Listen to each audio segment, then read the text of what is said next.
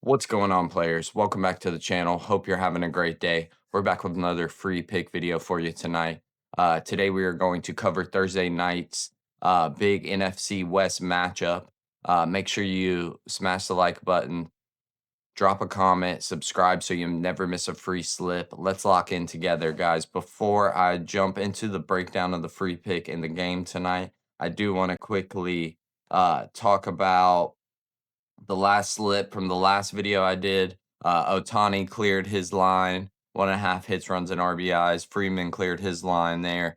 And then Boston, she needed 3 assists, finished with 2. It was a razor thin miss. Boston was averaging just under 4 assists in her last few games, so I didn't think that getting 3 would be too aggressive. She ended up with a good amount of rebounds when we needed the dimes. It's the agony of sports betting. We were this close. We're going to analyze it. We're going to move on. There were some positives you learn from those half point misses to keep sharpening your process. So we're going to stay focused. Those small margins can sting. They keep you hungry for the next opportunity.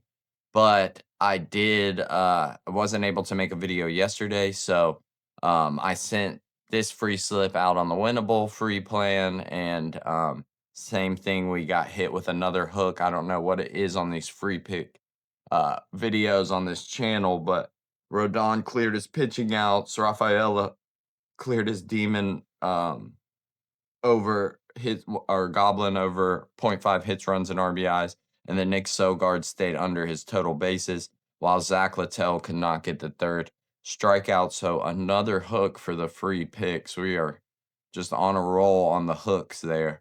But we're looking to break that with tonight's free picks. This slip was sent out on the Winnable free plan. Like I mentioned, guys, if you are not subscribed yet, head over to winnable.com/playersedge. I have I have a bunch of plans here, but two plans specifically for you right now. The free plan costs you nothing, bonus slips sent every single day to your phone and access to the free Discord.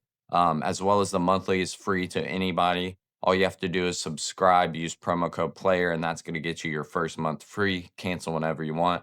Full access to the VIP Discord. We've been cashing out in VIP. You see some slips from yesterday here.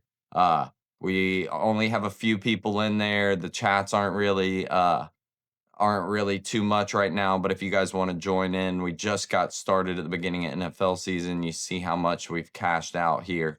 But we're just trying to build a super cool community of sports bettors there. So if that's something you're interested in, head over to the Winnable, lock that in. Before I jump into the slip, I'm going to give a little bit of a breakdown of tonight's game since there's only one game. And if you guys like this, where I give a little bit more of a statistical breakdown of the game we're focusing on, or if you don't, let me know either way in the comments. We just want to figure out what you guys like and what's most helpful for you guys. Tonight, we have Thursday night's NFC West clash pits 2, 3, and 1 teams. The San Francisco 49ers, hosted by the Los Angeles Rams at SoFi Stadium. 49ers fans are probably still buzzing from an admittedly rough week 4. Jacksonville's defense and special teams dominated in a 26-21 win. Jaguars rookie Parker Washington returned a punt for 87 yards for a touchdown. That would be their first punt TD since 2017. Jacksonville forced 4 takeaways, including Armstead's strip sack of Brock Purdy late in the game. In that loss, Purdy threw for 309 yards, 2 touchdowns, but his 3 turnovers, 2 interceptions, and a fumble proved very costly there. Overall, San Francisco struggled with turnovers. -5 turnover differential through 4 weeks, and still hasn't scored a rushing touchdown yet in 2025. They've leaned heavily on Mac Jones at QB because Brock Purdy is not going to play tonight. And Christian McCaffrey has been really utilized as a wide receiver. So that's something we'll probably attack in the VIP. He's 7th in the league in receiving yards, but only 20th in rushing. Meanwhile, the Rams needed some late game magic to pull out their 27-20 win over the Colts on Sunday. Matthew Stafford threw for 375 and 3 touchdowns in that game. Puka Nacua exploded for 13 catches and 170 yards, which I believe is a career high for him. Drew Tutu Atwell copied it with an 88-yard touchdown catch with 133 to play. There were 4 lead changes in that game. Cornerback Cam Curl added 2 interceptions in the final minute to seal the victory. Devontae Adams also scored on a 9-yard touchdown grab, part of Stafford's big day. Um, all that told, the Rams have won their last 3 head-to-head meetings against San Francisco, and they'll try to get their first NFC West win of the season. But in the short, momentum swings, the 49ers are coming off back-to-back gut-checking wins and a tough loss. They need to cut down on giveaways. The Rams showed that they can rally from behind with Stafford and Nakua on fire. Both teams have potent passing attacks. The NFL notes that Nakua actually leads the league with 42 catches and 503 yards. Both defensive have playmakers. Injuries could also matter. You know, San Francisco is banged up. They have a depleted front with Bosa out, Tart's gone, questionable tacklers, while LA is getting healthier up front. Byron Young and Jared Verse put pressure in the pocket. So that's something for Mac Jones to watch out for. It should be a high stakes, high energy battle to start primetime weekend. So that's a little quick breakdown on the matchup there. And then I'll go ahead and jump right into the slip for you guys.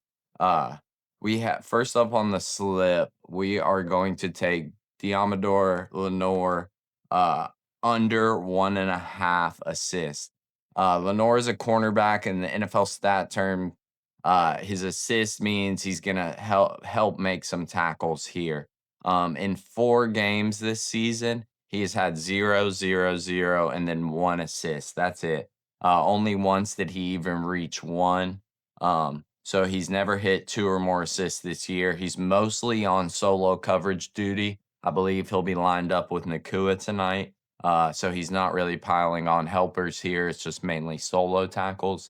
If you look at his game log through week 4, he had just 1 total assist, like I said, tackle on the season. So the trend is he's very unlikely to hit 2. Yeah, he'll line up with against the Rams receivers often as being Nakua or rookie Whittington in the slot. His role is usually man to man on the outside or a slot. And the 49ers defense often plays soft coverage on Lenore's side if they have a lead.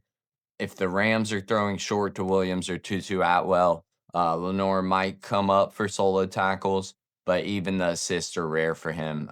Considering the game script, if the Rams get an early lead and run the ball more with Kyron Williams on checkdowns, Lenore might have some run stop solos, but not many assist plays. So I think the under on 1.5 is the way to go here. Second up on the slip, we are going to head over to Jordan Whittington.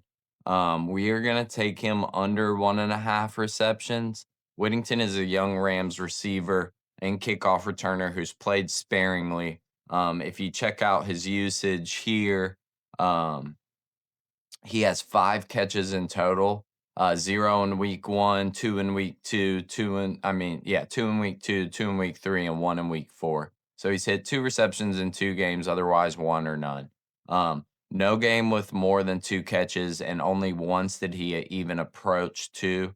On average, that's about 1.25 catches per game, and the highest was 2. So I think the 1.5 is another safe spot here.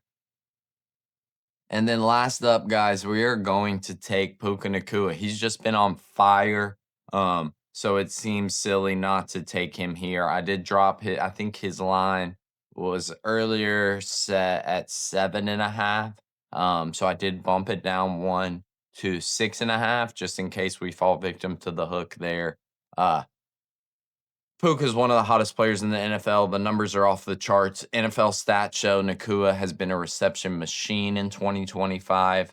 Um, NFL.com's game log shows 10 catches versus Houston, 8 versus Tennessee, 11 versus Philadelphia, 13 versus Indy. That's 42 catches in 4 games. He's averaging 10.5 catches per game. Um, he leads the NFL, like I said earlier, 42 receptions.